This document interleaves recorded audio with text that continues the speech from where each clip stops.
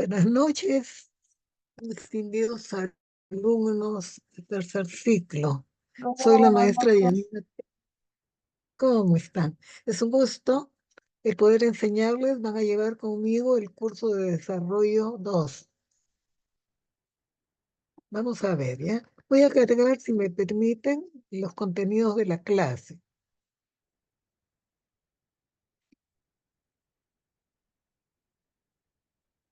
Está mal.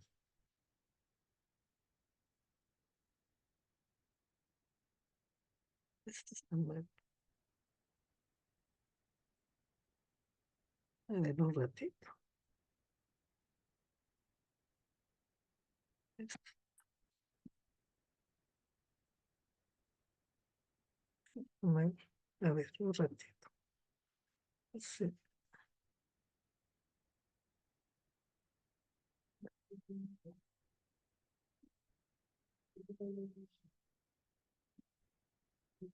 Quiero cargar, pero no sé qué pasó acá.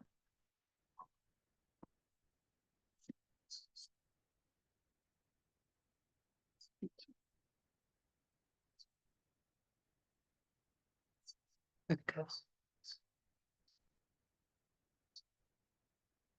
Aquí tenemos esto.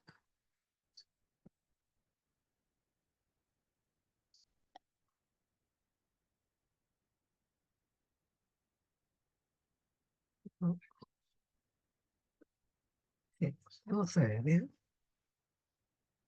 Estoy buscando lo que...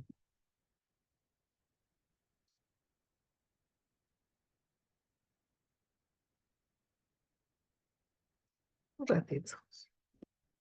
Tengo varias cuestiones acá,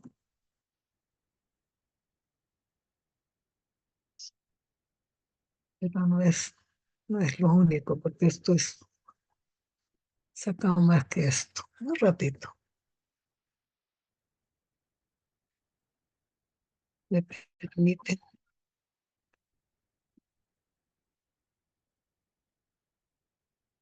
Esto es...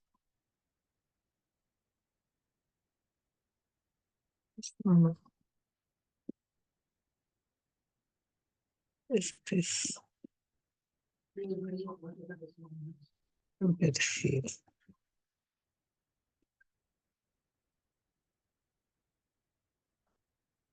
Bien,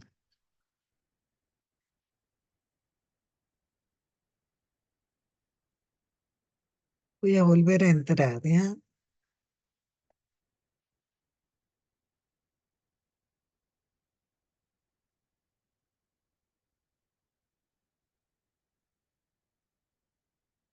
Un ratito.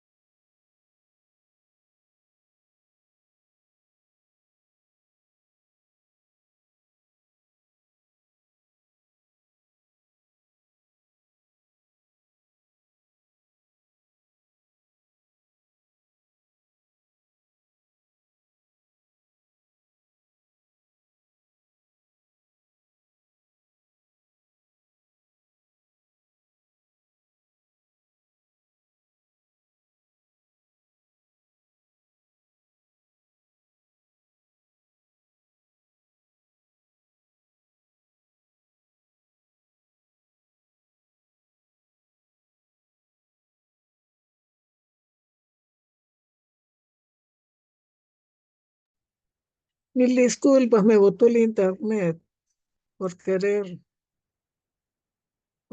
buscar lo que quiero darles.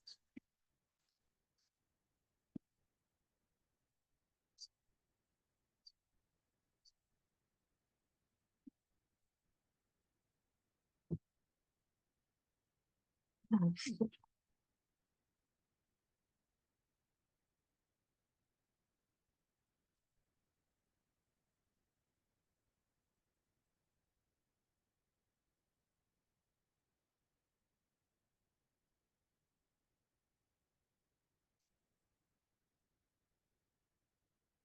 te ayudo. Sí, pero ¿No? un ratito. Estoy queriendo. ¿Ha venido mandando? No. Sí, pero estoy queriendo cargar esto, pero no. ¿Quieres cargar?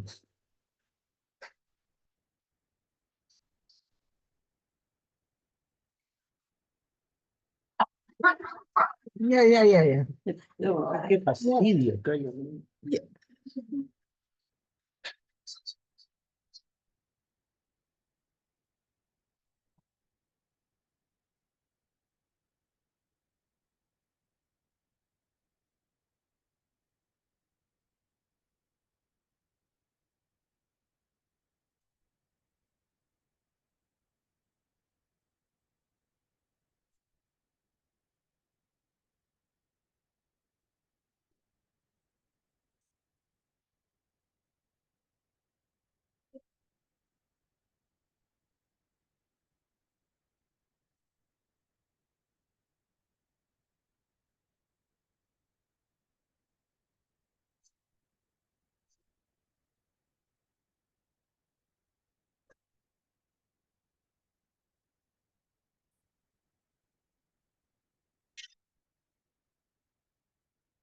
Vamos a ver.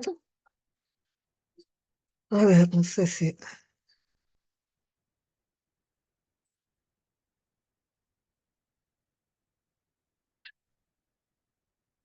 Hola amigos, bienvenidos a este particular rincón para todos. Desde que somos pequeños, ¿verdad? Los adultos nos enseñan una serie de rutinas relacionadas con el cuidado personal, aprender a vestirnos, atarnos los cordones, los zapatos, lavarnos los dientes, bañarnos también. Cierto, pero ¿quién nos enseña a tener una buena higiene mental? Bueno, la pregunta nos la va a responder enseguida nuestro siguiente invitado.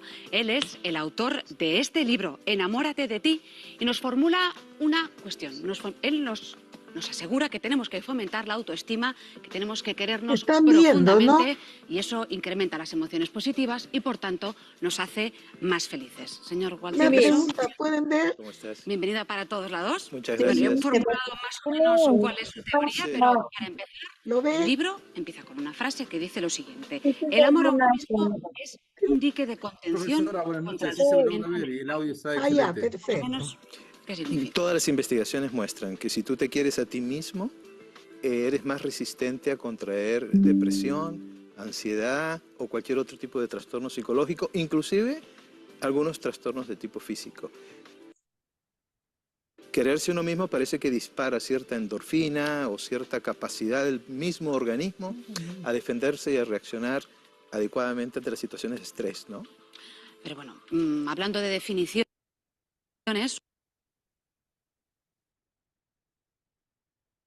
una cosa es la autoestima y la otra es la egolatría y el narcisismo. ¿Dónde está la frontera? El punto medio es el siguiente. Llámalo a Manuel. En el Se extremo me del puesto narcisismo oscura la pantalla. están las personas que se quieren a sí mismas de manera exagerada. Es decir, ¿exagerada qué es? Egocéntricas, es decir, que no te escucho, que todo gira a mi alrededor. Ególatra, que me rindo pleitesía a mí mismo. Y egoísta, que quiero todo para mí. Eso genera una actitud de grandiosidad, porque uno es capaz de relacionarse con los otros. Manuel, En la autoestima la gente se quiere a sí misma, conoce su propia insuficiencia, que es lo que el narcisista no hace, y es capaz de desarrollar compasión. Es decir, tu dolor me duele y tu alegría me alegra, me conecto contigo, ¿no es cierto? Entonces ese punto medio es muy importante, porque en la educación, por evitar quizás que los niños sean narcisistas o que se quieran más de la cuenta, a veces apretamos tanto el cinturón que dejamos por fuera una autoestima razonable, ¿no? Si yo no me quiero, nadie me va a querer. Razonable, usted ha dicho Sí. razonable. Entonces, ¿cómo puede mejorar eso nuestra vida? Tenemos que estar calibrando constantemente. No, porque uno cuando empieza, digamos que uno empieza a funcionar en la autoestima descubriendo que uno no se debe maltratar, ¿sí? Descubriendo que no me debo insultar a mí mismo, descubriendo que no tengo que ponerme metas inalcanzables, sino metas de acuerdo a mis capacidades. Una autocrítica razonable. ¿Qué es una autocrítica razonable? Si ahora tumbo este vaso, no decir soy un estúpido, sino fui torpe. ¿De acuerdo? No, O me equivoqué. o sea, ¿Sí? No decir que soy un fracasado. No lo hice bien. sé por qué. No soy un cerdo. Se me ha puesto muy Comí mal. oscuro. Cuando buscamos calificativos Un poco caldoso. que afectan mi valía personal como una totalidad y no mi conducta, es que me estoy castigando. Lo primero que hay que hacer es no castigarse. Felicitarse si uno hace bien las cosas. Descubrir de que si uno se cuelga sus propias medallas, uno no está pecando de alaraca. Uno, ojo con la falsa modestia, ¿no? Porque nos enseñan a veces a negar nuestras propias capacidades, nuestras propias fortalezas. Es más, cuando una persona tiene autoestima, se considera merecedora. Entonces, si tú te consideras merecedor, no vas a elegir una mala pareja. Vas a elegir a alguien que le venga bien a tu vida. Vas a buscar cosas que tú mereces. ¿Viendo bien? En el fondo, si escarbamos todavía más, Espere, después vamos a ver, autorrespeto y digamos, cómo... dignidad. Esas son las dos cosas que están siempre. Porque entonces, ¿qué ocurre? ¿Que nos queremos poco? ¿En general nos queremos poco? En general nos queremos poco. Las investigaciones muestran que la mayor, y esto puede sorprender a alguien, la mayor autoestima está alrededor de los 60 años. Esas son las investigaciones. A los 60 años, como si alguien dijera, bueno, ya no me importa tanto lo que piensan de mí, ya no tengo tantas necesidades en términos psicológicos. Bueno, y se calcula que el 30% de la población no se quiere a sí mismo. Los casos patológicos pueden llegar a ser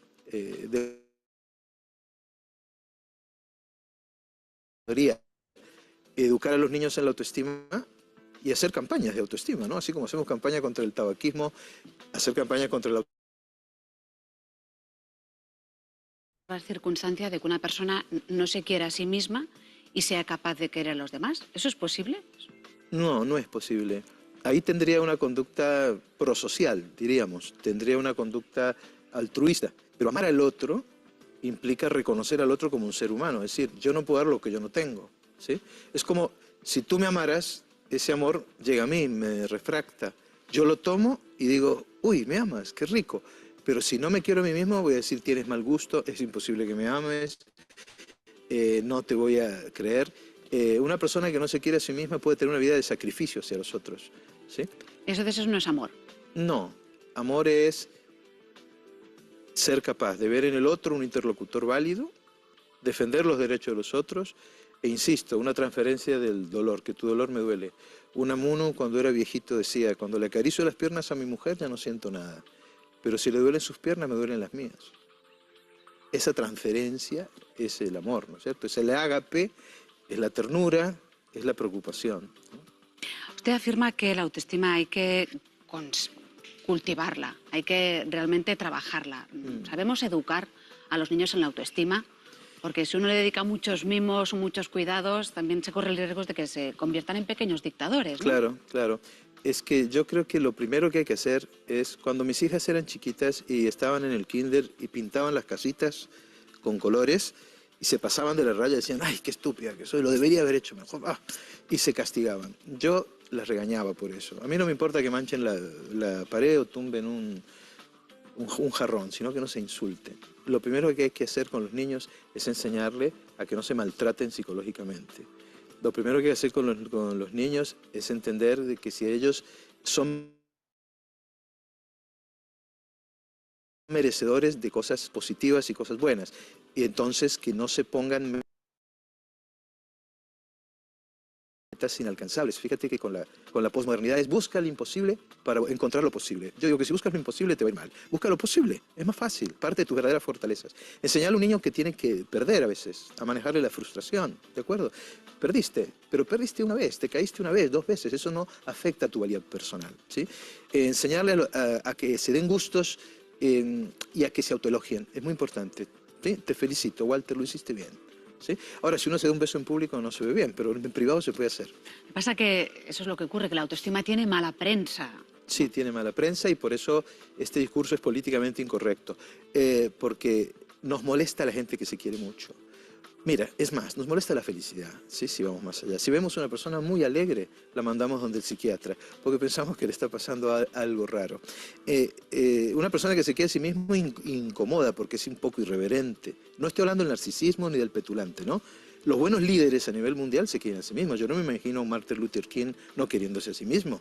Yo no me imagino a un Jesús no queriéndose a sí mismo, o un Buda diciendo no sirvo para nada. Es decir, los grandes líderes se quieren a sí mismos. El problema es que cuando tú te quieres a ti mismo, eres seguro, eres consecuente, coherente, piensas, sientes, actúas para un mismo lado, defiendes tus derechos, marcas líneas rojas, a la gente la vas a confrontar, ¿sí? Porque eso confronta, ¿sí? Porque el que se quiere a sí mismo no suele ser conformista. El que se quiere a sí mismo no agacha la cabeza, ¿sí? Protesta. Tiene un espíritu de rebeldía saludable. Y eso confronta, ¿sí? Entonces no nos gusta que alguien funcione como un espejo, ¿no? Y por eso tiene mala prensa. Pero esa mala prensa, hay otra prensa también que se le puede hacer positiva, ¿no? Usted lo que dice en su libro también es que nos autocastigamos en exceso, incluso, pues bueno, conoce a gente que se odia a sí misma. Sí. Vamos al otro extremo. Sí. ¿Qué podemos hacer para no llegar a ese punto? Yo creo que lo más importante es... la gente que se odia a sí misma termina depresiva, ¿de acuerdo? Porque lo que caracteriza a la depresión es la autodestrucción del yo. Por eso a veces tenemos conductas suicidas y conductas de autoeliminación. Odiarse a uno mismo es una pesadilla porque uno tiene que cargarse a uno mismo. ¿Cómo escapo de mí mismo? Es imposible, me tengo que aguantar y soportar. Pero cuando las cosas no te salen bien, exacto, uno tiene un diálogo con uno mismo. Exacto, a eso voy. Se machaca, ¿no? Claro.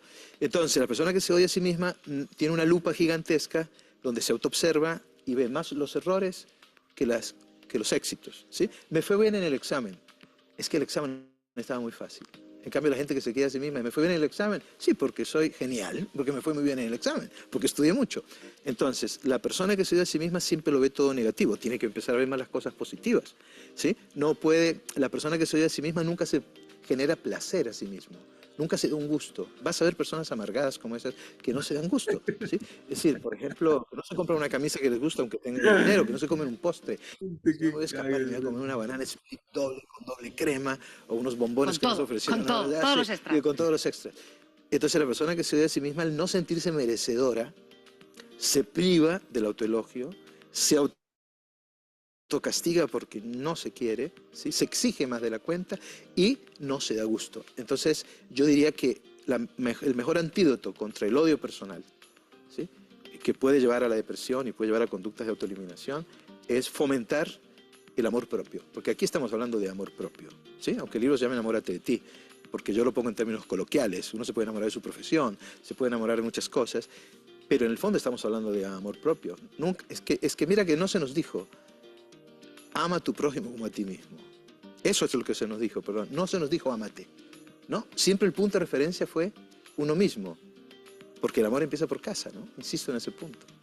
Usted dice también que la felicidad no es una estación a la cual hay que llegar, sino que es una manera de viajar. No, sí. No es el objetivo final, sino que es una manera de viajar. Entonces, tendremos que aprender a la fuerza a ser flexibles. Exactamente. Pero eso, ¿cómo es uno flexible con uno mismo? Pues uno se tiene... Pensemos en la autoimagen, por ejemplo. Uno se mira al espejo una mañana y dice... ¡Qué cosa tan horrible! ¿Cierto? ¿Cómo puede existir esto tan horrible? Y otro día se mira y dice... Lo hiciste bien, Dios, lo hiciste bien. Entonces, el día que te sentís bien contigo mismo, es decir, que no tomás los cánones de expertos en belleza y lo haces tuyo, te rebelás contra eso, sos flexible, porque hay muchos tipos de belleza. ¿No eres autocomplaciente? No, autocomplaciente sería negar un defecto real que tengo. En cambio, si tengo un defecto real, lo asumo y lo puedo adornar, ¿sí? Y salgo con mi defecto, así soy yo. ¿Me aceptan o no me aceptan? ¿Me entiendes? Pero el defecto no es no medir 90, 60, 90. El defecto no es tener una llantita de 20 centímetros, ¿cierto? Es que uno se mira al espejo y las personas que tienen este problema de la autoimagen, que son estrictas con sus propios métodos para autoevaluarse físicamente, ven realmente ven una arruguita y se ven deformes. Y se ven como si le hubiesen tirado ácido en la cara. Eso se llama trastorno dismórfico corporal, es un trastorno. ¿Cómo ser flexible? Pues no buscar estándares prestados, inventar la propia belleza, adornarme como, a mí como yo quiera, inventar mi propia moda, ¿de acuerdo? Entonces, fíjate que hay gente que es muy bella físicamente hasta que habla, ¿sí? Entonces habla y ya no parece bello. La belleza no es solamente un cuerpo, es cómo se lleva el cuerpo. Tú no te vas a enamorar de unos glúteos, puede que te atraigan, o unos bíceps, un peroné, una tibia. Hay gente para todo, ¿eh? No, sí, Hay gente para pero todo. en general uno no se enamora de eso. Todas las investigaciones muestran que uno se enamora de quién lleva el cuerpo, de lo hoyuelo, del chiste, de la personalidad, de la seguridad. Entonces ser flexible es autoobservarte y ser capaz de contrastar tus ideas, de acuerdo con la realidad. Ponerlas a prueba, ¿no? Bueno, pues con este mensaje lleno de energía positiva, con la autoestima un poquito más arriba, Ojalá. Despedimos a Walter Rizzo. Muchísimas gracias por estar aquí en Para Todos Lados. A partir de ahora, ya lo saben, a disfrutar más y a machacarnos menos. Bueno, aparte de quererse, también es importante poner el corazón en cada cosa que hacemos y solo así la rutina será más llevadera.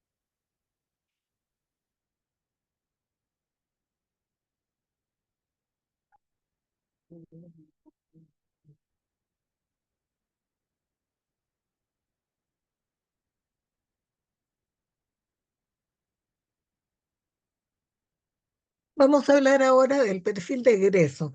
Eso de la autoestima, quererse uno mismo, enamórate de ti, me parece que es algo muy importante. ¿Ustedes qué opinan?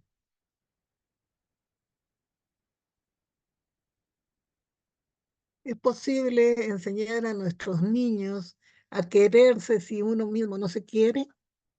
Sí, a ver, dime, Lucero. Te escucho.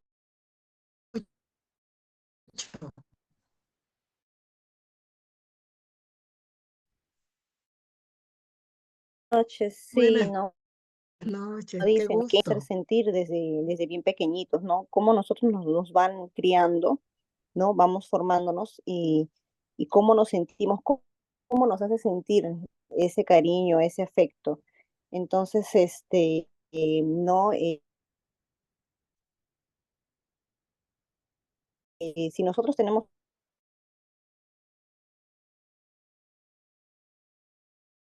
un bajo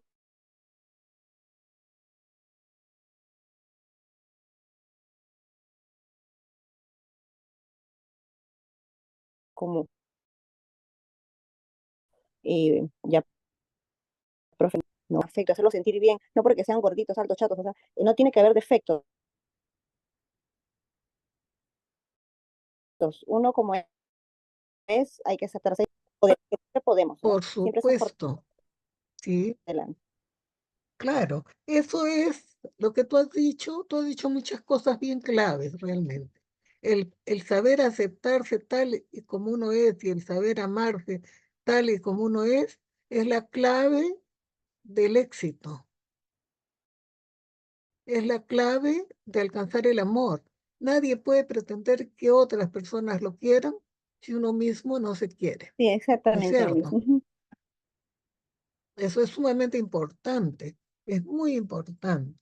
El saber estimarse, el saber autorreconocerse.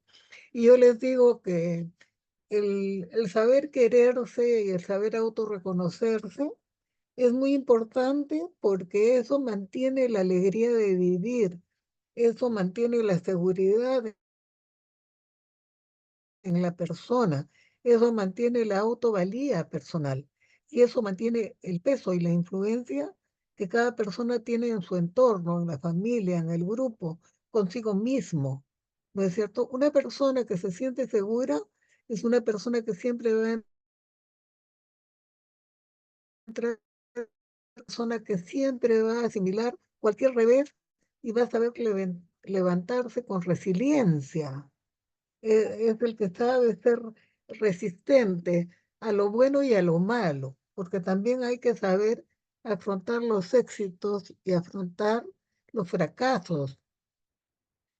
Para eso es que tenemos que estar preparados para enseñar a nuestros alumnos a que estén preparados también. Es sumamente importante, ¿no? Y vamos a ver acá el perfil de egreso. ¿Qué significa el perfil de egreso? Se define perfil de egreso como el conjunto de rasgos, capacidades, habilidades, conocimientos y competencias que aunados a ciertas actitudes permiten que la persona sea acreditada legalmente por una institución educativa. ¿Para qué? Para que pueda ejercer una profesión, ¿no es cierto? Para que sea reconocida dentro de la sociedad como un profesional, ¿no es cierto? Perfil del egresado. Los perfiles de graduado son una forma de enfocar a su comunidad en un conjunto básico de objetivos de aprendizaje, objetivos que respaldan el desarrollo importante en la escuela y más allá de la escuela, sobre todo en la sociedad, ¿no es cierto? Cuando educación inicial y somos profesoras de educación inicial, entonces nos van a reconocer como profesores de educación inicial y eso va a hacer que nosotros podamos tener la posibilidad de trabajar en alguna escuela de educación inicial si es que ya no lo estamos haciendo, ¿no es cierto? Porque significa que la sociedad confía en nuestra formación profesional. ¿Y qué es el perfil del egresado según el Ministerio de Educación? Es la visión común e integral de los aprendizajes que deben lograr los estudiantes al final de la educación básica, por ejemplo. Esta visión permite unificar criterios y establecer una ruta hacia resultados comunes que respeten nuestra diversidad social, cultural, biológica y geográfica. ¿Cómo se hace un perfil de egreso?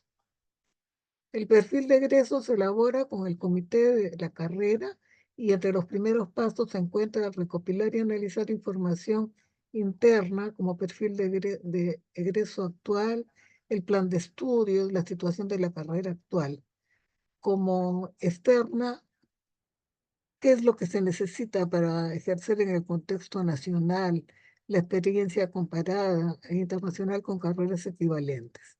¿Y cuál es la principal utilidad del perfil de egreso? ¿Para qué sirve? El perfil de egreso es un elemento referencial y guía para la construcción del plan de estudios. ¿Cómo se expresa? En competencias que describen lo que el egresado será capaz de realizar al terminar el programa educativo y señala los conocimientos, habilidades, actitudes, valores involucrados en los desempeños propios. ¿Y qué es el perfil de egreso según autores?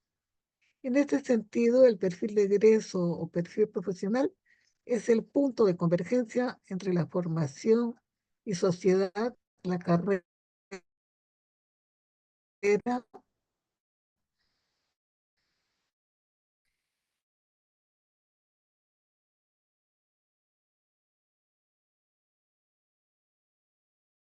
evento direccional, eso es lo del graduado.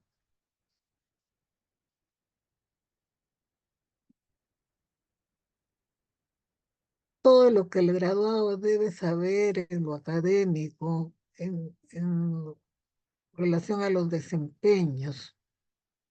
Y eso se conoce como perfil del posgrado, resultados, también a nivel escolar, según sea carrera o escuela, ¿no es cierto? Es un conjunto de objetivos más amplios que se encuentran en las áreas temáticas académicas tradicionales.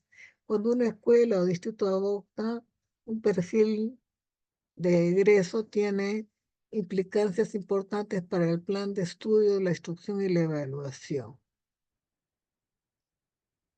Hasta ahí es lo que he sacado, es lo que he alcanzado. Vamos a ver otra cosa. A ver.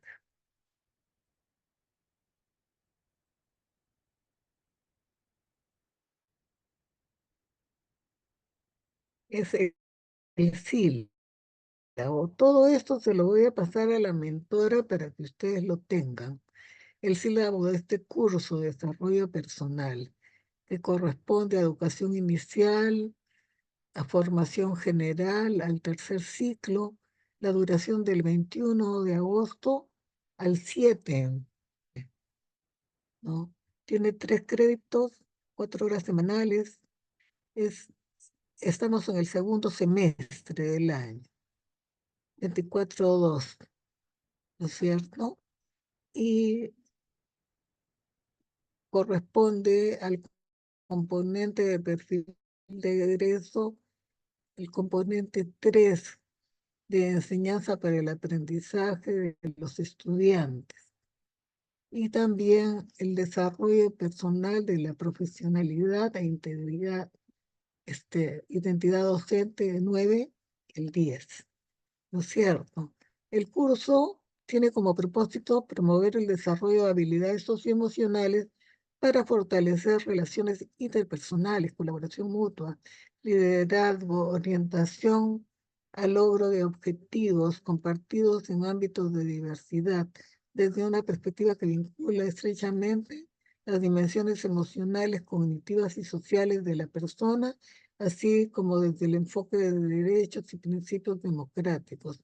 El curso propone que los estudiantes, a partir de sus propias vivencias, discutan y planteen alternativas de solución ante problemáticas como violencia de género, corrupción, discriminación, entre otras propias del contexto, reflexionando sobre las intenciones, medios, consecuencias y resultados de las alternativas propuestas.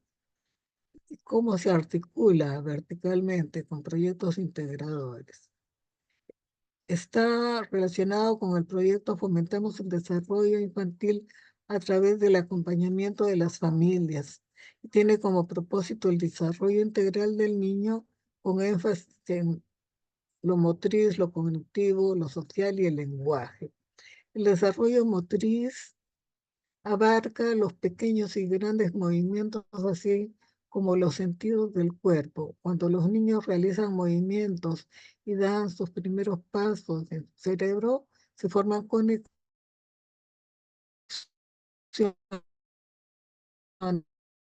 que realizan dichos movimientos. Estas son las habilidades motoras finas, motoras gruesas y sensoriales.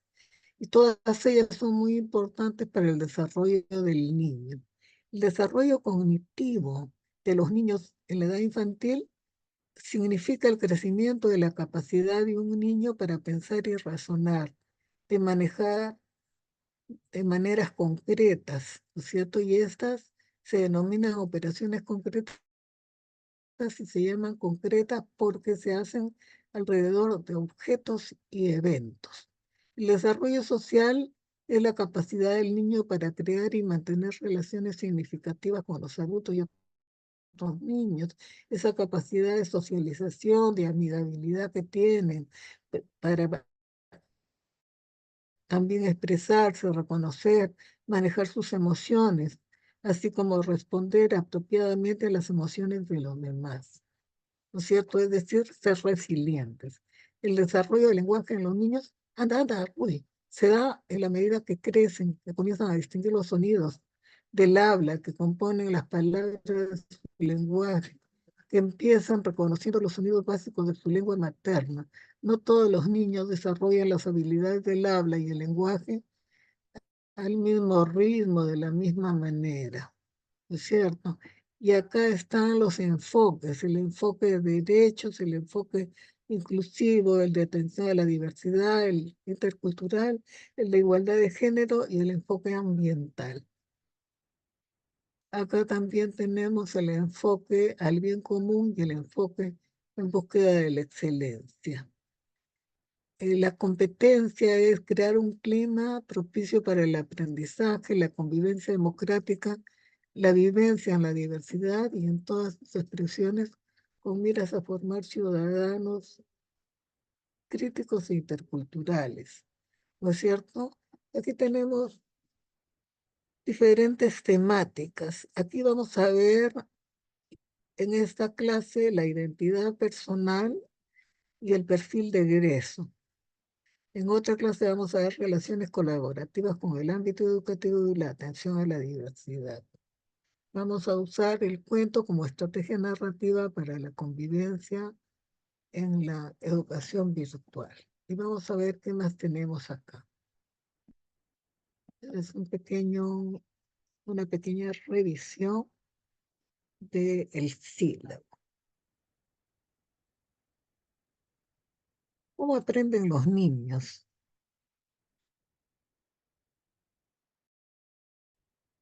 ¿Cómo es la educación inicial? La educación inicial es el primer nivel de la educación básica regular, que es donde nosotros estamos incluidos, es a lo que nuestra carrera pertenece. ¿Qué hace la educación inicial? Atiende a niños de 0 a 2 años en el primer ciclo en forma no escolarizada, y a esto se le llama la estimulación temprana, ¿no es cierto? Y de 3 a 5 años en forma escolarizada, en el segundo y el tercer ciclo. El Estado asume cuando lo requieran también sus necesidades de salud y nutrición a través de una acción intersectorial. Se articula con el nivel de educación primaria, asegurando coherencia pedagógica y curricular, pero conserva su especificidad y autonomía administrativa y de gestión. Con participación de la familia, la comunidad, la educación inicial cumple con la finalidad de promover prácticas de crianza que ayuden al desarrollo de los niños, tomando en cuenta su crecimiento socioafectivo y cognitivo, la expresión oral y artística y la sociomotricidad y el respeto a sus derechos. ¿Qué estrategias tiene la DREL para la intervención?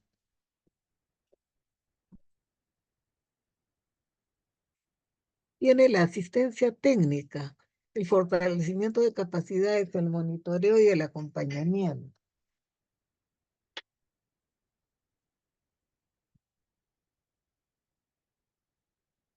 ¿Y cómo son los ciclos? El ciclo 1 está la estrategia para el fortalecimiento de la atención educativa y el cuidado de los niños de 0 a 3 años. Aquí está incluida la estimulación temprana, que es de 0 a 2 años, y que por lo general se da en las instituciones que vamos a ver más adelante. Y el segundo ciclo desarrolla la atención educativa de niños y niñas de 3 a 5 años, que es propiamente la educación inicial. ¿Y cuál es el objetivo? ¿Cuál es el propósito? El fortalecer la atención integral con componente educativo, ¿no es cierto? Con componentes educativos. Fortalecer los servicios educativos con calidad y pertinencia. Vamos a ver qué servicios educativos, a través de qué servicios educativos se está dando esto. El promover la coordinación intersectorial, interinstitucional e intergubernamental.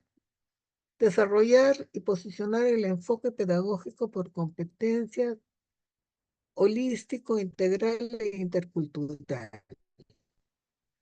¿Qué servicios se da? En atención escolarizada, en el nivel de educación inicial, esta forma se desarrolla en 2 ciclos. En cuna, ciclo 1, para niños desde los 3 meses de nacido hasta los 2 años. Y 11 meses de edad, ¿no es cierto? O sea, antes de los 3 años. Las cunas son instituciones educativas que constituyen el primer ciclo de nivel de educación inicial. ¿Y en qué consiste? Es un servicio integral, porque se ve la educación, la salud, la alimentación y la parte psicológica también, que atiende a niños y niñas con la finalidad de brindarles las estimulaciones requeridas y con ello la posibilidad de desarrollarse en forma equilibrada y oportuna, respetando su nivel de madurez. En jardín, el ciclo 2, para niños de 3 a 5 años, o sea, menores de 6 años, son instituciones educativas que satisfacen los requerimientos del segundo ciclo, y están destinados a ofrecer actividades técnico-pedagógicas y servicios complementarios, compensatorios de salud, alimentación, orientados a favorecer el desarrollo biopsicomotor, intelectual y socioemocional del niño. La cuna jardín para niños de 90 días a menos de 6 años de edad. Son instituciones educativas que atienden 2 ciclos con administración unitaria. Estos programas de educación inicial son una alternativa de apoyo estatal y en ellos se hace uso de infraestructura de otras instituciones, parroquias, comunidades, los centros comunales, asociaciones de vecinos, entre otros.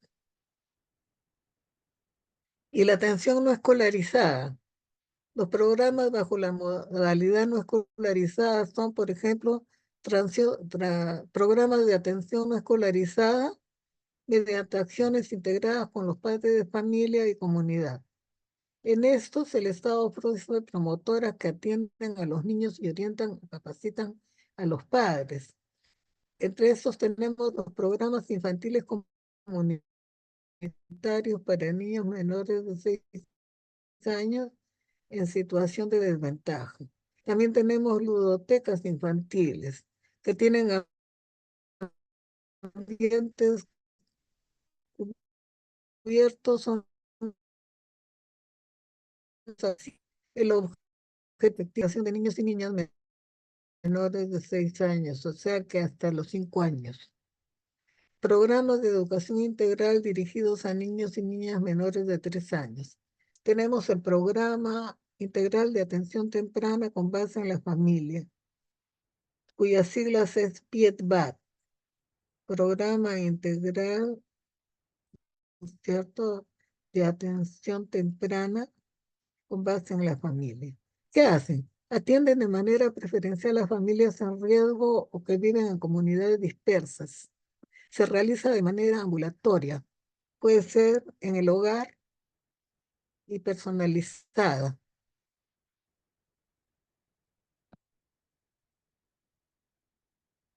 Orientando a los padres de familia en la atención y desarrollo de sus niños. ¿No es cierto? El programa de atención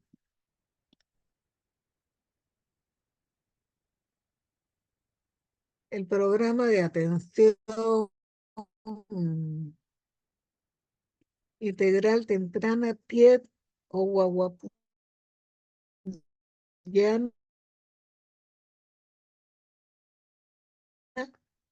que significa casa donde a veces las madres los llevan desde recién nacidos. Funcionan en espacios o ambientes con presencia de los padres. Generalmente son las madres, organizados con materiales que permitan el desarrollo de capacidades y actitudes de los niños de esas edades a través del juego, coordinados entre la promotora y los padres. ¿Cómo funciona? Los niños asisten con sus madres generalmente 2 veces por semana y se promueve la participación de los padres de familia o tutores de niños. Un ejemplo bien claro de este tipo de instituciones es el proyecto de CONIN, Lazos de Amor, que funciona en Pamplona Alta funciona. En ese programa he trabajado varias veces reemplazando a una amiga. Esto funciona en Pamplona Alta, Ciudad de Dios, en San Juan de Miraflores.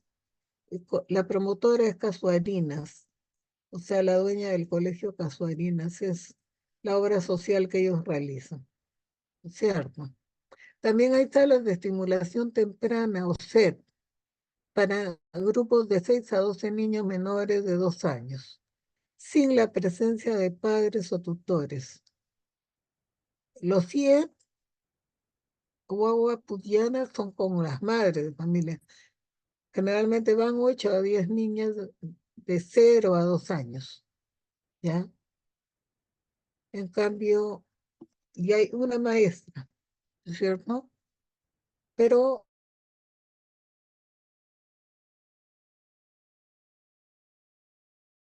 uno más o menos les orienta.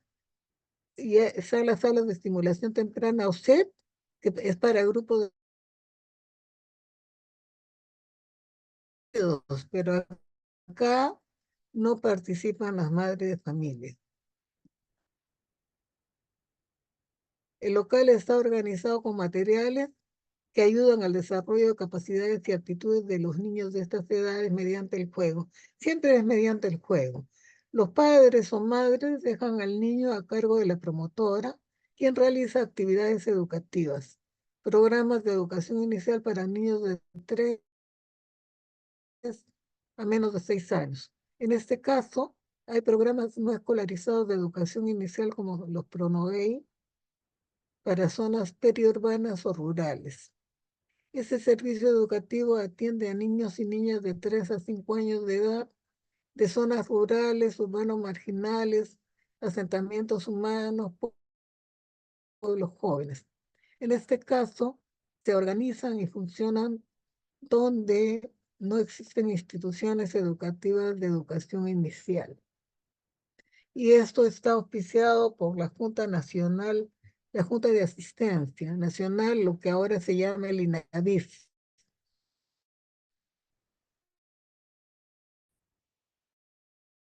Un ejemplo de esto es y la sardinita,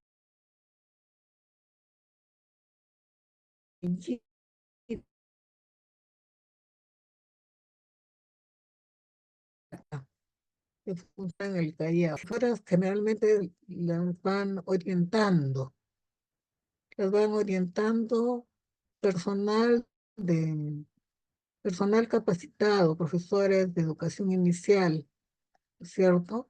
Para que ellas sepan cómo tienen que trabajar, cómo estimular a los niños, porque solamente está la profesora y los niños. Y hay una profesora coordinadora de LUGEL que supervisa la labor de las promotoras educativas comunitarias. Las promotoras son chicas de la misma comunidad que tiene cada una un salón a cargo. Hay un salón de 3 años a 4 y un salón de 4 a 5 años. Generalmente son 2 salones, tienen su cocina, los baños, con los vacíos y todo ahí, ¿no? También hay programas de práctica de crianza que se desarrollan de atención integral para grupos de más de este programa. Los capacitan en la atención de sus hijos menores de 3 años y están a cargo de profesoras coordinadoras. ¿Cómo funciona? Estos programas no escolarizados no necesitan infraestructura del Estado. Las promotoras visitan a los padres de familia y niños en locales comunitarios o en viviendas. La propuesta para la agenda de la Dirección Regional de Educación de Lima Metropolitana y los SUGELES desde el 2015, evaluar la pertinencia y reorientación del primer ciclo, un mapeo y registro de locales de todos los servicios de atención para menores de 3 años, el fortalecimiento de los equipos técnicos intersectoriales, regionales y locales de educación temprana. Es para saber qué es lo que hay y qué es lo que falta. También apoyo logístico, liderazgo y fortalecimiento de iniciativas locales metropolitanas que trabajan intersectorialmente por la primera infancia. Este trabajo es articulado con diferentes agentes, no solamente la Junta de Asistencia, el INAVIP, sino el Ministerio de Educación, también a veces con las municipalidades. El acceso y difusión de materiales, guías de orientación del primer ciclo, videos de soporte a diversos actores que atienden a los niños. El mapeo y la promoción de espacios públicos que favorezcan los cuidados infantiles y actividades autónomas o de juego libre para niños y niñas de diferentes edades. Fortalecer el acompañamiento a servicios de primer ciclo con prioridad en las instituciones educativas con buenas prácticas del primer ciclo. Impulsar la propuesta de la infancia, de la primera infancia, del programa de primera infancia, mediante presupuesto concertado y fondo de estímulo de desempeño y logro de resultados sociales. La proyección de la Dirección Regional de Educación de Lima Metropolitana y de las UGELes. Trabajar con equipos técnicos y grupos de impulsores, las intervenciones de fortalecimiento de los docentes, enseñándoles, capacitándolos, el mejoramiento de condiciones en las instituciones de cada UGEL y la Dirección Regional de Lima Metropolitana, partidas presupuestarias que hagan viable las intervenciones dirigidas a directores, docentes, promotores, comunidad en beneficio de la primera infancia. ¿Qué estrategias de intervención tienen para el fortalecimiento de los docentes del ciclo 2, que es de 3 a 5? El monitoreo pedagógico, la identificación de prácticas pedagógicas de docentes de 5 años de educación básica regular. ¿Quiénes hacen el monitoreo? Capacitadoras que van dejándoles materiales a las profesoras para mejorar los resultados. El insumo son resultados del monitoreo de salida desde el 2014 y monitoreos anteriores. Pero en estos años también se está haciendo para identificar las prácticas pedagógicas de 1.067 docentes de 5 años. 1.399 de 5 años fueron monitoreadas en lo que va del 2015 para establecer una línea de base. Actualmente hay un total de 2.466 docentes de 5 años, equivalente al 38% de docentes en Lima Metropolitana. También hay un programa de formación continua. ¿A qué se refiere esto? Se fortalecen las capacidades de docentes a través de talleres y grupos de interaprendizaje, llamados GIA, al 80% de la población de docentes del segundo ciclo. ¿Y cuántos se capacitan? Equivale a 5.224 docentes capacitados. El acompañamiento y asesoría individual a 2.466 docentes seleccionados. El acompañamiento y asesoría institucional a 822 instituciones educativas, de las cuales 137 cuentan con buenas prácticas. ¿Qué estrategias de intervención a nivel inicial a través de la Dirección Regional de Lima Metropolitana?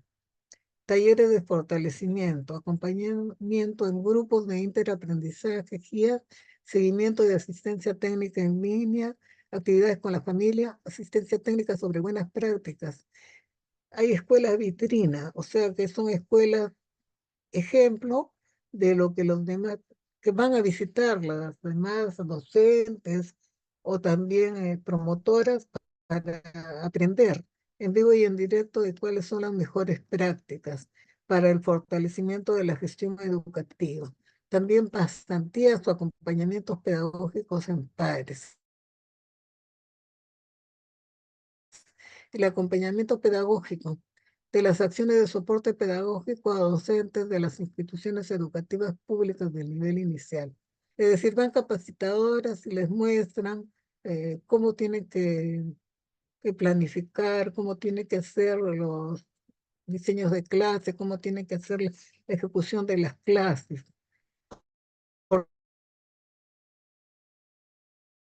fortaleciendo las competencias pedagógicas de profesores, y mejora constante de la práctica pedagógica, promoviendo el logro de aprendizaje de una perspectiva integral, es decir, con estrategias lúdicas, o sea, a través del juego, se va ayudando a que los niños puedan desarrollar en todos los aspectos. Y la asesoría pedagógica. Después de una visita se genera un espacio para la asesoría personalizada, se observa el monitoreo oportuno para prevenir los espacios de reflexión y planificación. Y también se les pregunta a las maestras de toda tu práctica, ¿qué es lo que a ti te gustaría mejorar? ¿Y cómo piensas hacerlo? ¿Y en qué podría ayudarte yo? ¿Qué esperas de mí como capacitadora? qué es lo que necesitas, ¿cierto? Para ver si lo puedo conseguir y te lo puedo traer. La actitud del acompañante es primordial para propiciar el diálogo abierto. E- Esto es sumamente importante, porque cuando uno trabaja como capacitadora, uno tiene que dar bastante confianza y hacerse amiga de los docentes, para que ellos no tengan temor de decir lo que necesitan, con cohibidas para seguir haciendo su clase delante de la visita del capacitador, ¿no es cierto? Entonces, uno tiene que dar amistad, confianza para que ellas puedan abrirse también, ¿no es cierto? Desgraciadamente, no todos los capacitadores tienen la actitud adecuada. Algunos se presentan como que supieran mucho, y eso no es cierto. Tan capacitadora el maestro como la maestra de clase, y tal vez la maestra de clase tenga muchas cosas para enseñarle al capacitador. Así que los capacitadores no tienen por qué asumir la postura de que lo saben todo. Mentira, todos aprendemos de todos. La actitud del acompañante es primordial para propiciar el diálogo abierto. La capacidad de escucha, asertividad y empatía juega un rol importante en la generación de un ambiente de confianza. En este proceso se pretende desarrollar en el docente la capacidad de autoevaluación y autorregulación. La autoevaluación es cuando uno le pregunta qué es lo que te gustaría mejorar, qué es lo que quieres alcanzar, que consideras que todavía no se ha alcanzado para tu mejor práctica docente. Entonces ellos te dicen que quisiera poder jugar mejor, quisiera conseguir más juegos para mis compañeros, me puedes traer canciones, ya te voy a traer, ¿no? Puedes hacerme un modelo de clase para copiar lo que tú más o menos me sugieras. A partir de una reflexión crítica, les ayuda a transformar mejorando su práctica pedagógica. La reflexión orienta a la docente a identificar sus fortalezas, en qué es buena y qué le falta mejorar en su desempeño pedagógico. Y comprometerse, escribirlo. Quiero mejorar en tal cosa, tal cosa, tal cosa. No es un compromiso con el capacitador o la capacitadora, no. Es un compromiso con ellos mismos, con ellas mismas, y para mejorar y sentirse más satisfechas profesionalmente. ¿No es cierto? Y los primeros que ven la mejoría en la metodología de la maestra son los padres. Para finalizar la reunión de asesoría, el acompañante propicia al docente la necesidad de asumir acuerdos y compromisos en relación a las áreas de mejora. El acompañante también realiza un proceso de autorreflexión y autoevaluación. Claro, no solamente se les dice a ellos en qué te gustaría mejorar, y también uno hace una autorreflexión, me gustaría mejorar en poder recoger con más acierto las necesidades de cada escuela, de cada aula, ¿no es cierto? Eso es muy importante. Las buenas prácticas de gestión. Sistematiza las prácticas, participa en el intercambio de experiencias de la red a través de las guías o pasantías y en el Congreso Pedagógico. La proyección es continuar con la estrategia de intervención en las UGELes de Lima Metropolitana a través de coordinaciones entre las áreas de gestión pedagógica, gestión institucional, gestión administrativa de cada UGEL según el presupuesto disponible. También sensibilizar a los profesores coordinadores de la naturaleza de los programas no escolarizados, el monitoreo y el acompañamiento a profesores y coordinadores y redes educativas. También existen los centros de recursos de aprendizaje de educación inicial, ¿no? Que son parte de una política de mejora de aprendizaje para mejorar la profesionalización de la docencia y el cambio de instituciones educativas en un entorno dinámico que aporta materiales y recursos de calidad para el aprendizaje de los estudiantes. ¿Cómo? Dando a las docentes soporte técnico pedagógico para el uso de recursos pertinentes a los distintos contextos lingüísticos, socioculturales, así como las necesidades educativas especiales existentes, sobre todo en los departamentos, en las provincias.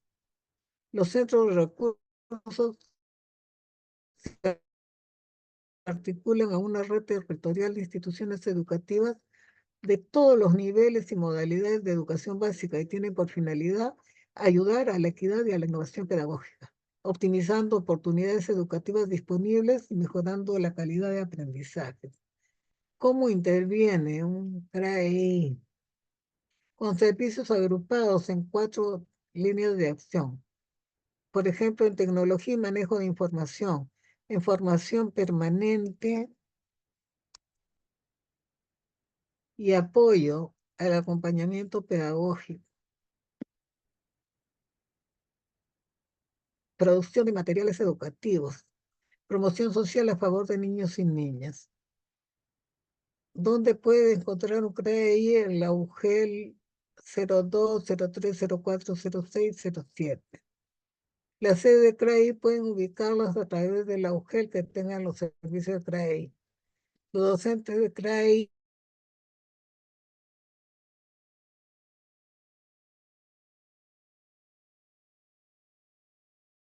departamental de Lima Metropolitana organizan fortalecimiento de capacidades de los docentes.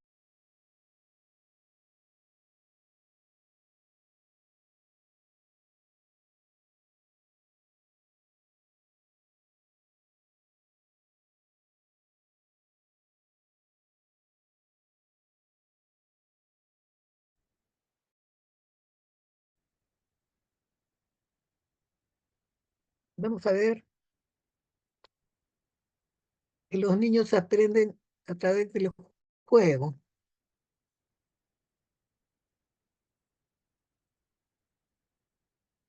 Los niños aprenden a través del juego a hablar y pensar, a participar en conversaciones sobre lo que están haciendo, a conectar con palabras y acciones, hablando entre ellos lo que están haciendo mientras andan por un sendero de bloques que se ha trazado junto a una mesa, a comprender conceptos como blando, duro, grande, pequeño, pesado, ligero, pero depende de lo que estén manipulando. También usar su imaginación contando una historia sobre lo que han creado. A veces cogen un cuento y ellos inventan el cuento. Como no saben leer, van pasando las páginas, ven los dibujos y van contando ellos solo el cuento. Planifican decidiendo lo que van a construir juntos cuando agarran los bloques lógicos y otros bloques para construcción. Completan una tarea construyendo un sendero de bloques. Aprenden a moverse y a hacer. Aprenden a cobrar conciencia de dónde se dirigen, ¿no es cierto? También aprenden a reconocerse cuando se miran en el espejo, a mejorar el equilibrio cuando se mueven llevando los bloques de un extremo a otro de la habitación. También a utilizar los músculos de la mano y la muñeca. Ahí están haciendo tareas delicadas, construyendo un montículo de pequeños bloques. Y aquí están utilizando la motricidad fina de las manos y la motricidad gruesa de los pies. Los sentimientos, conocimiento de uno mismo. Pueden aprender a expresar sus sentimientos cuando descubren, me gusta construir. Sentir, puedo conseguirlo cuando terminan de construir una torre de bloques o la derriban. También aprenden a llevarse bien con los demás, cuando juegan con otros niños y niñas de su edad, cuando comparten. También para cooperar con los demás cuando un niño le alcanza a otro un bloque. A seguir una sencilla regla que contribuya a la seguridad de todos, como no arrojar los bloques. Acá vemos al profesor con los niños pequeñitos que están jugando y compartiendo los bloques. Eso es lo que estamos hablando. A ver, vamos a ver el tema de identidad. ¿Dónde está la identidad?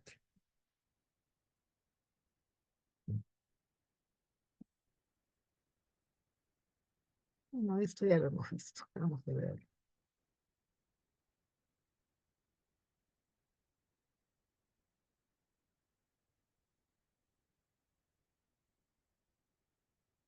A ver, ¿dónde está identidad?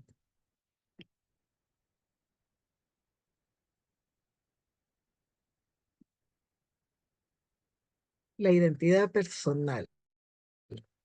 ¿A qué se refiere la identidad? La identidad, al hablar de identidad personal, nos estamos refiriendo a algo semejante a la autoimagen, ¿no es cierto? Es un conjunto de características que definen a un individuo y le permiten reconocerse a sí mismo como un ente distinto y diferenciado de los demás. La identidad personal es la capacidad, según Wikipedia, ¿no es cierto?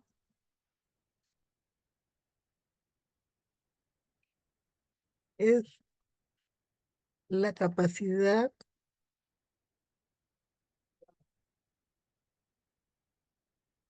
de una persona, es la identidad personal, es la identidad única de una persona a lo largo del tiempo.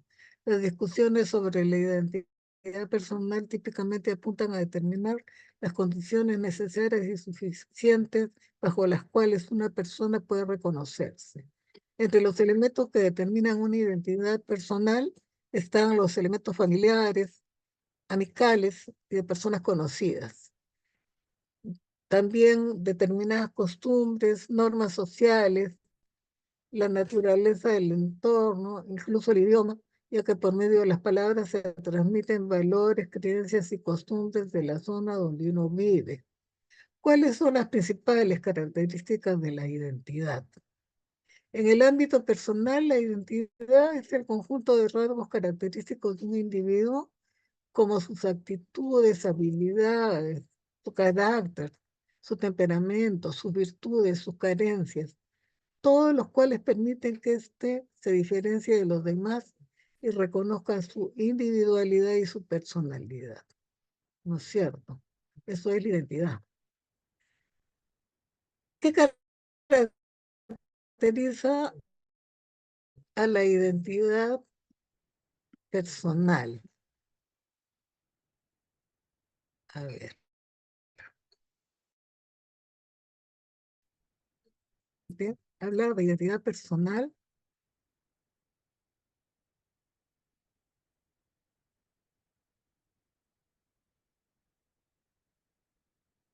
¿qué caracteriza a la identidad personal? Generalmente, al hablar de identidad personal, nos referimos a algo semejante a la autoimagen. Es el conjunto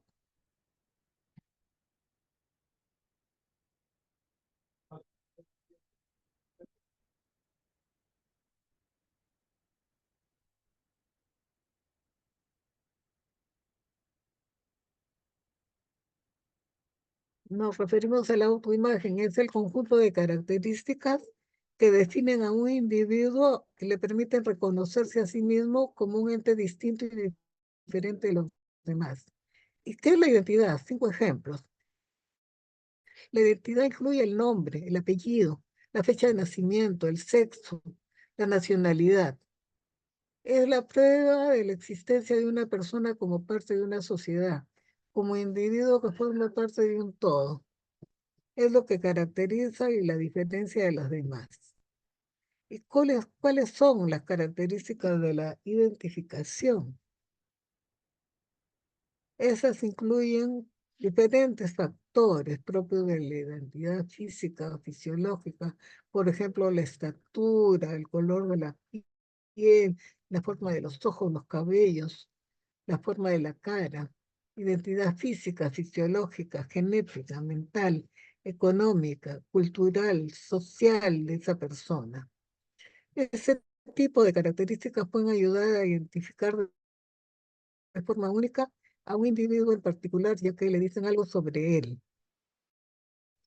¿Y cuáles son las principales características de la identidad nacional? Estas características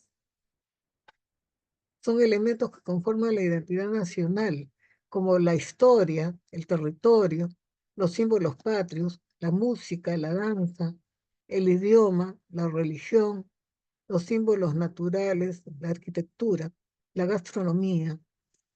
Nosotros, por ejemplo, tenemos una gastronomía muy celebrada en el mundo entero y muy reconocida. Tenemos nuestra comida que es deliciosa, ¿no es cierto? Y se construye y se modifica de acuerdo con las circunstancias históricos sociales específicas, la identidad. ¿Qué elementos definen la identidad de una persona? Vamos a ver.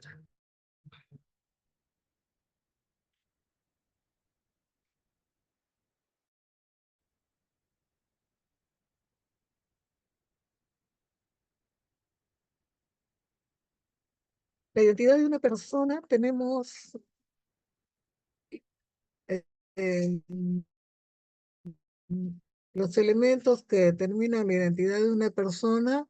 Tenemos elementos familiares, amicales, elementos de personas conocidas, también determinadas costumbres y normas sociales, la naturaleza de nuestro entorno, incluso el idioma, ya que por medio de las palabras se transmiten valores, creencias, costumbres de la zona donde uno vive. ¿Y qué tipo de identidad hay en el ser humano?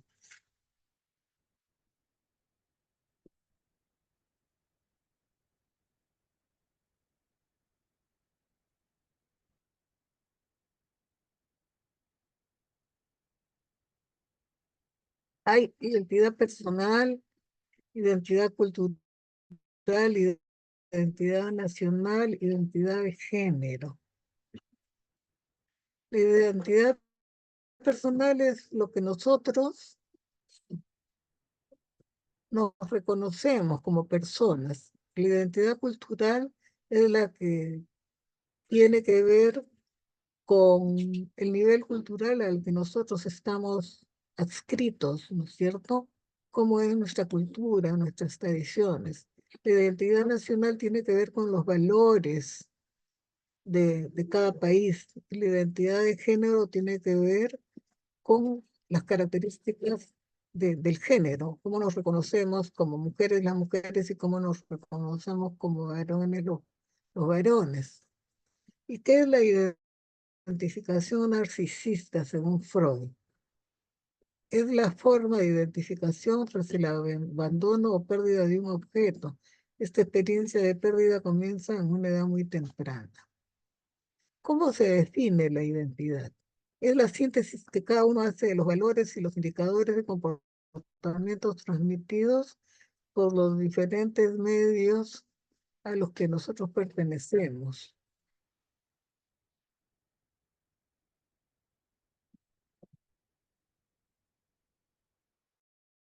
Integra esos valores y esas prescripciones según las características individuales y su propia trayectoria de vida.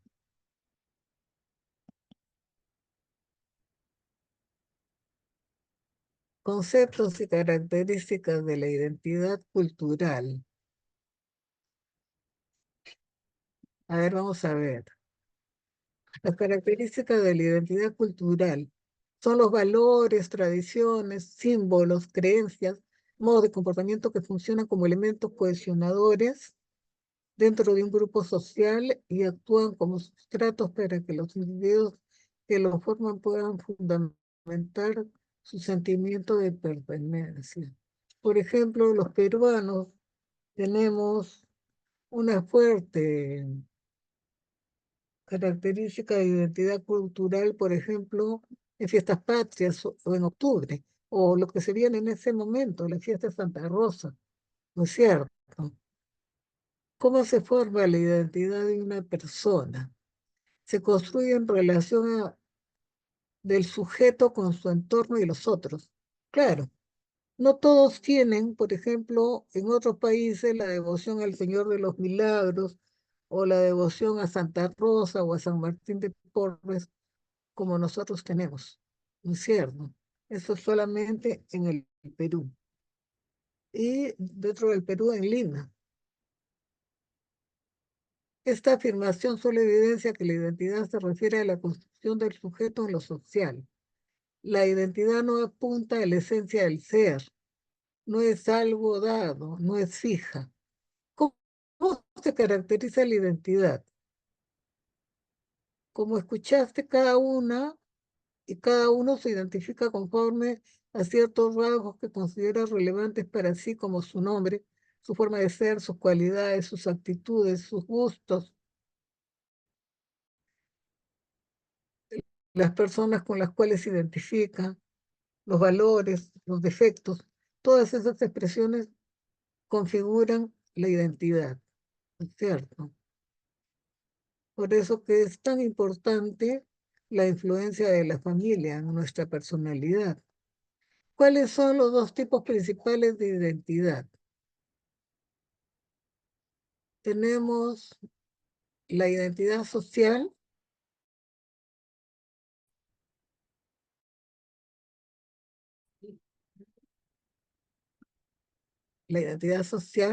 que se refiere a cómo un individuo intenta establecer su identidad en, respecto a un grupo social.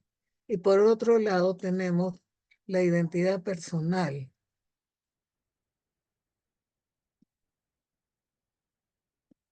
que se refiere a cómo el individuo se ve a sí mismo y sus cualidades únicas. ¿Qué es la identidad del ser humano? La identidad personal determina el carácter, el temperamento, la identidad personal. Determina el carácter, el temperamento, las actitudes, los intereses de la persona. Moldea su conducta y va definiendo ciertos aspectos de su vida consonantes con su participación en la vida social y a su afinidad con determinados grupos sociales. En cambio, la identidad social,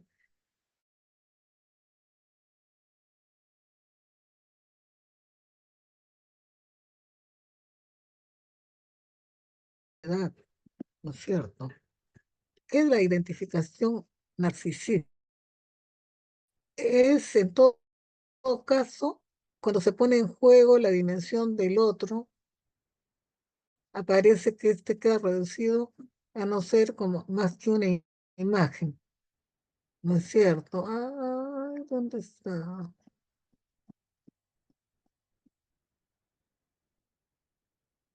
Uf, ¿qué pasó?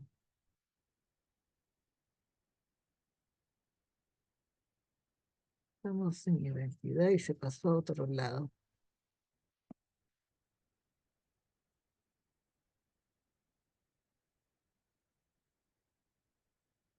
No, se me fue. Ahí nos quedamos. Hasta las...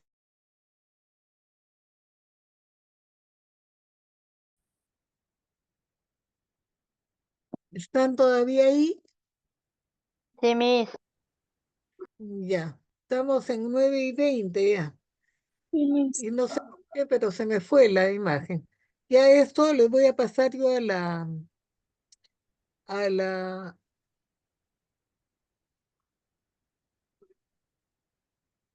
la mentora para que se lo pase a ustedes, ¿ya?